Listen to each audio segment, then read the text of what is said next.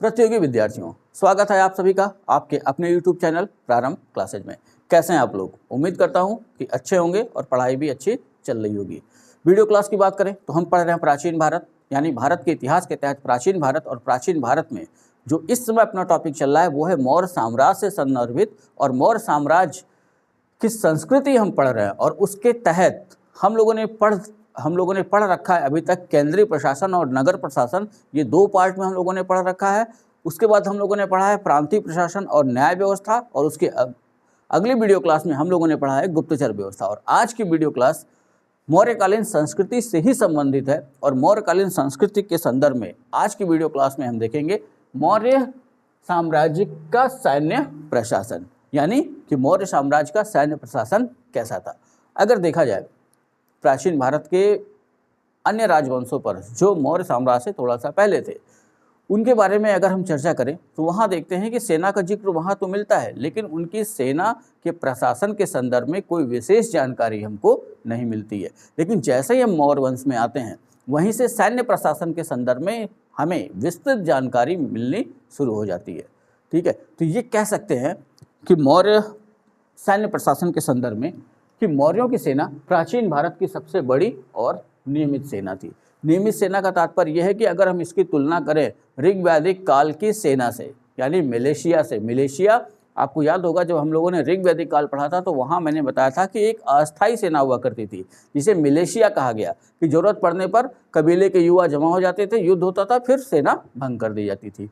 ठीक है, लेकिन यहाँ मौर्य साम्राज्य तक आते आते अब हम स्थिति क्या देख रहे हैं, इतिहास में क्या परिवर्तन हुआ। वो परिवर्तन ये हुआ कि मौर्य साम्राज्य की जो सेना थी वो कैसी हो गई, वो अस्थायी हो गई। तो मैंने जब इतिहास की क्लास शुरू की थी तो मैंने शुरुआत में ही आपको कहा था कि इतिहास पढ़ते समय दो चीज़ों पर हमें विशेष ध्यान रखना है, एक परिवर्तन और दूसरे निरंतरता। यानी कि एक राजवंश से दूसरे राजवंश तक जाने में क्या क्या प्रमुख परिवर्तन हुए और निरंतरता कैसे बनी रही इतिहास में, यही इतिहास का मूल है। इतना अगर आप समझते हैं तो इतिहास पढ़ना आपके लिए बिल्कुल भी आसान होगा। ठीक है, तो यहाँ हम क्या देख रहे हैं कि मौर्यों की सेना प्राचीन भारत की सबसे बड़ी, ठीक है, प्राचीन भारत की सबसे बड़ी और अस्थायी सेना। ठीक, अब सेना में शामिल कौन होता है, यह सेना में किसको रखा जाए, क्योंकि उत्तर वैदिक काल तक आते आते हम देखते हैं कि चतुर्वर्ण व्यवस्था लागू हो चुकी थी, यानी ब्राह्मण क्षत्रिय वैश्य शूद्र, ये परिकल्पना लगभग लागू हो चुकी थी। और सूत्र काल तक आते आते इसने अपना आकार ले लिया था। अब समाज में स्पष्ट तौर पर चार वर्ण थे, ब्राह्मण थे, क्षत्रिय थे, वैश्य थे और शूद्र थे। तो सामान्य सी बात है कि अगर हम पीछे चले तो वहाँ हम ये देखते हैं कि शूद्रों का काम ये बताया गया था कि बाकी के तीनों वर्णों की सेवा करना, यानी ब्राह्मण क्षत्रिय वैश्य की। यहाँ सबसे बड़ा प्रश्न ये उठता है कि क्या शूद्र सेना में शामिल थे कि नहीं। तो इसका निराकरण करते हैं कौटिल्य अपने अर्थशास्त्र में। ठीक है, तो कौटिल्य चारों वर्णों को सेना में भर्ती करने का विधान करते हैं। कौटिल्य का ये कहना है कि ब्राह्मण क्षत्रिय वैश्य और शूद्र ये चारों सेना में भर्ती हो सकते हैं। ठीक है, तो ये ध्यान में रखना है। अब यहाँ अगला जो इससे प्रश्न बनता है कि वेतन कैसे मिलता था सैनिकों को। तो मौर्य काल में सैनिकों को जो वेतन है वो नकद दिया जाता था। ठीक है, तो वेतन नकद था, इसमें कोई दो राय नहीं है। इतनी बड़ी सेना है तो इन्हें बिना नगद वेतन के रखा नहीं जा सकता था। तो मौर्य साम्राज्य की सेना का जो पहला जिक्र मिलता है वो चंद्रगुप्त मौर्य के समय, पीछे में मैंने बता रखा है कि जस्टिन इसकी चर्चा करता है कि चंद्रगुप्त की सेना प्लिनी इसकी चर्चा करता है कि चंद्रगुप्त की सेना में 6 लाख पैदल सैनिक और 30,000 घुड़सवार सैनिक और 9,000 हाथी और 9,000 रथ सैनिक थे। ठीक है, वहीं जस्टिन क्या कहता है, चंद्रगुप्त की सेना को डाकुओं का गिरोह। ठीक, पीछे भी हम लोगों ने इसको पढ़ रखा था जब हमने चंद्रगुप्त मौर्य के बारे में शुरुआत किया था, या जब चंद्रगुप्त मौर्य के बारे में हम लोगों ने पढ़ा था तो स्रोत में हमने इस चीज़ को देखा था विदेशी विवरण के तहत। ठीक है, तो ये दोनों को ध्यान में रखिएगा कि प्लिनी के अनुसार मौर्यों की सेना में 6 लाख पैदल सैनिक, 30,000 घुड़सवार सैनिक, 9,000 हाथी, 9,000 रथ सैनिक। ठीक है, रथ सैनिक का मतलब कि 9,000 रथ भी मान सकते हैं इसको। ठीक, इतने थे जस्टिन। वहीं चंद्रगुप्त की सेना को डाकुओं का गिरोह कहता है।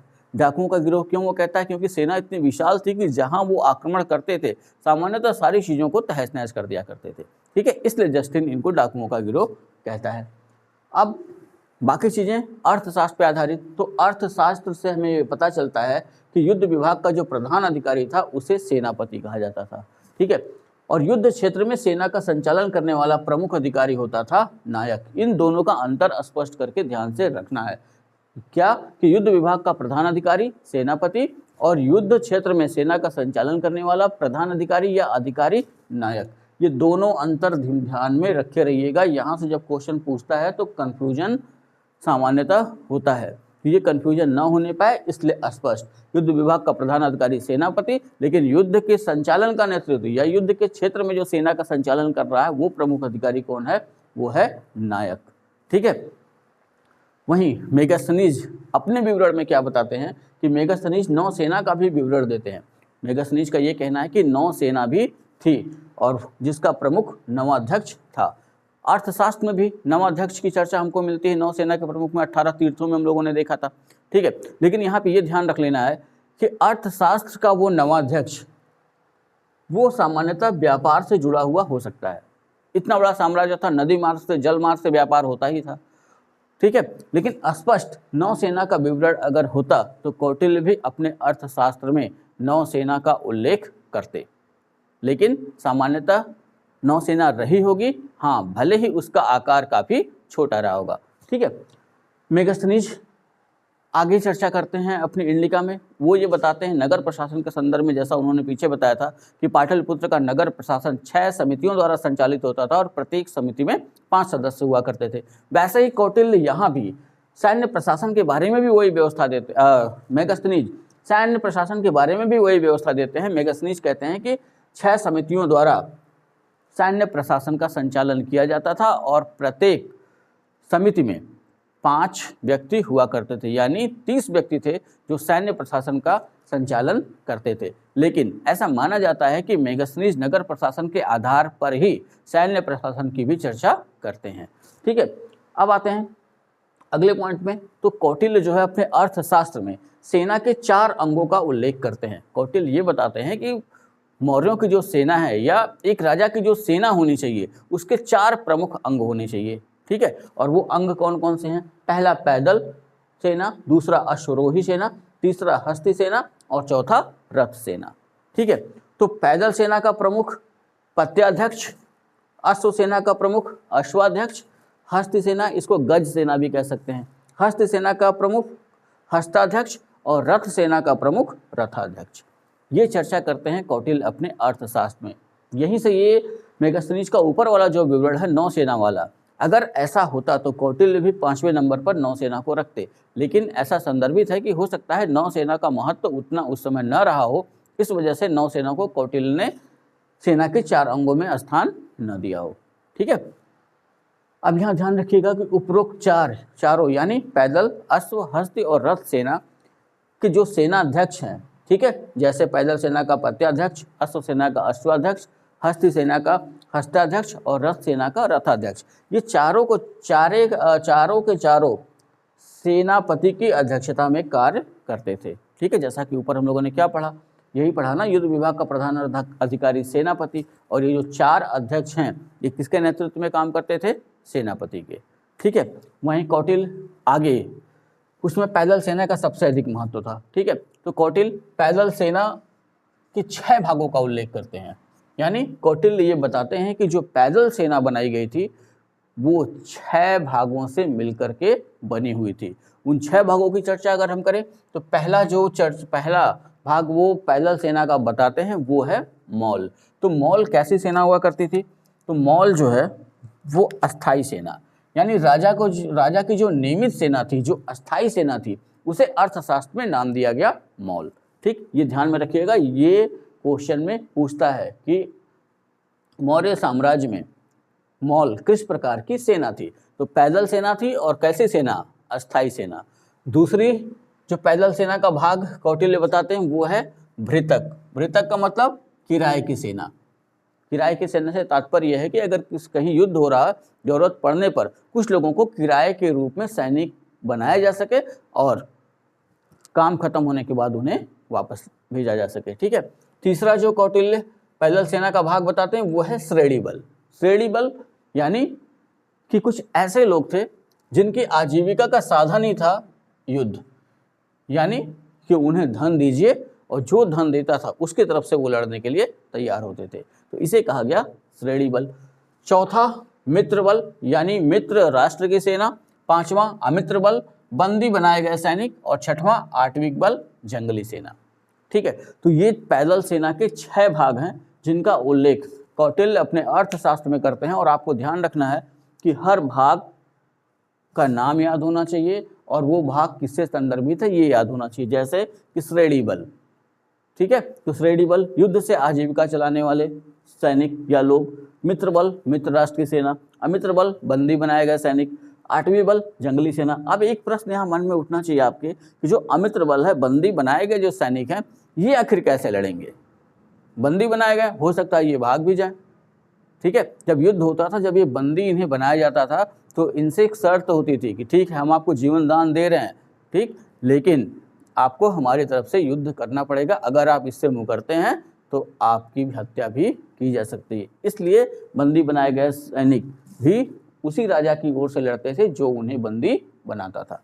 ठीक है, अब यहाँ आगे बढ़ते हैं। आगे हम देखते हैं कि मौर्य काल में युद्ध के समय व्यूह रचना भी की जाती थी, जिनमें 4 प्रमुख व्यूह थे। ठीक है, व्यूह रचना का मतलब, अगर हम आपने महाभारत देखा होगा तो वहाँ पे क्या देखा होगा, जब अभिमन्यु का वध करना हुआ तो कौरवों ने चक्र व्यूह रचा था।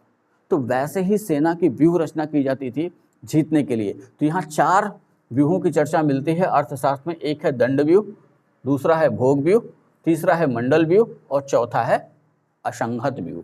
ठीक है, अब इनके बारे में कोई विशेष जानकारी नहीं मिलती है, क्योंकि व्यूह रचना है तो सामान्यतः इसको गुप्त रखा जाता था, क्योंकि अगर विपक्षी राजा को अगर पता चल गया तो वो ये व्यूह रचना तोड़ सकता था, इसलिए इसके बारे में ज़्यादा जानकारी हमको नहीं मिलती है। वहीं आगे अर्थशास्त्र 3 प्रकार के युद्धों की चर्चा करता है, और अर्थशास्त्र में कौटिल्य ये बताते हैं कि 3 प्रकार के युद्ध हुआ करते हैं। और वो 3 प्रकार कौन कौन से हैं? पहला है प्रकाश युद्ध, ठीक है, यानी कि आमने सामने से लड़ा जाने वाला युद्ध। तो जो युद्ध आमने सामने लड़ा जाता था उसे अर्थशास्त्र में कहा गया है प्रकाश युद्ध। दूसरा है तूषणी युद्ध। इसकी चर्चा जो कौटिल्य करते हैं वो बताते हैं कि तूषणी युद्ध ऐसा युद्ध है दूसरे राज परिवार में फूट डालकर लड़ा जाने वाला, यानी कि जिस राजा से हमें लड़ाई लड़नी है पहले उसके राज परिवार में फूट डाल दी जाए, फूट डाल दी जाएगी तो उसकी ताकत आधी हो जाएगी, फिर उसके ऊपर आक्रमण करिए और उसे जीत लीजिए। तीसरा कूट युद्ध, यानी कूटनीति युद्ध। यहाँ सेना नहीं जाएगी, जो युद्ध होगा वो कूटनीति के सहारे ही लड़ा जाएगा।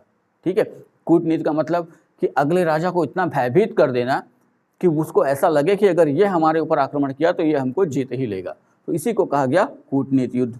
ठीक है, आगे हम देखते हैं कि अर्थशास्त्र में 4 प्रकार के दुर्गों का भी उल्लेख मिलता है। तो अर्थशास्त्र 4 प्रकार के दुर्ग का भी उल्लेख करता है। उसमें जो पहला दुर्ग अर्थशास्त्र हमको बताता है वो है औदक। औदक यानी नदी द्वीप पर बना हुआ दुर्ग। पर्वत यानी पहाड़ों पर बनाया गया दुर्ग। धान्यवन, मरुभूमि या झाड़ी के बीच में बनाया गया दुर्ग। मरुभूमि का मतलब मरुस्थल, ठीक है, और झाड़ियाँ सामान्यतः कहाँ उगती हैं? मरुस्थल में ही। ठीक है, तो मरुभूमि या झाड़ी के बीच में बनाया गया दुर्ग। और जो चौथा है इसमें वो है वन दुर्ग, यानी घने जंगलों में बनाए गए दुर्ग। तो यहाँ आपको ध्यान ये रखना है कि कौटिल्य के पैदल सेना के 6 भागों से लेकर के व्यूह रचना 4 प्रमुख प्रकार थे उनका, और अर्थशास्त्र में युद्धों का जो वर्णन मिलता है 3 प्रकार के युद्ध वो, और साथ ही साथ जो 4 प्रकार के दुर्ग यहाँ हमने बताए वो उनका नाम और वो कैसे दुर्ग थे, कहाँ बनाए जाते थे, ये हमें ध्यान में रखना होगा। यहाँ से सीधा क्वेश्चन पूछ सकता है कि मौर्य साम्राज्य में धान्यवन नामक दुर्ग कहाँ निर्मित किया जाता था, या मौर्य साम्राज्य में औदक नामक दुर्ग कहाँ निर्मित किया जाता था। इस तरह के क्वेश्चन सामने आते हैं। ठीक है, अब जो सैन्य छावनियाँ होती थीं, तो सैन्य छावनियों को अर्थशास्त्र में गुल्म कहा गया है, तथा सैनिकों के वेतन को गुल्लम दे कहा जाता था। इस पे विशेष ध्यान रखिएगा, ये क्वेश्चन कई बार पूछा जा चुका है कि सैन्य छावनियों को मौर्य साम्राज्य में क्या कहा जाता था, तो गुल्म, और जो सैनिकों को वेतन दिया जाता था उसे क्या कहा जाता था, तो गुल्लम दे। ठीक है, तो ये है मौर्यकालीन सैन्य प्रशासन जितनी पिछली वीडियो क्लास है मौर्यकालीन संस्कृति से संबंधित, तो यहाँ आप ध्यान रखिए कि ये सारी चीज़ें आप एक लाइन से देख डालिए, और वीडियो मैंने छोटी छोटी बना रखी है तो आप उसके नोट्स भी बना लीजिए कि एक बार मेहनत कर लीजिए, फिर बाकी आराम से उसको पढ़ते रहिए। जो कुछ नए क्वेश्चन बने तो उनको इसमें जोड़ते रहिए, तो ऐसे जाके एक अच्छी नोट्स तैयार होती है, और फिर वो नोट्स तैयार करने के बाद फिर कोई भी परीक्षा पास करना असंभव नहीं होता है। तो उम्मीद करता हूँ कि ये वीडियो क्लास आपको अच्छी लगी होगी। वीडियो अगर अच्छी लगी हो तो लाइक करिएगा, कमेंट करिएगा, वीडियो को शेयर करना ना भूलिएगा। चैनल को अगर अभी तक आपने सब्सक्राइब नहीं किया तो चैनल को सब्सक्राइब भी कर लें, साथ ही साथ अपने अन्य सहपाठियों को भी अपने चैनल से जोड़ने का प्रयास करें। तो इतना आप तैयार करिए, मिलेंगे नेक्स्ट वीडियो में और इसी मौर्यकालीन संस्कृति को आगे बढ़ाएंगे।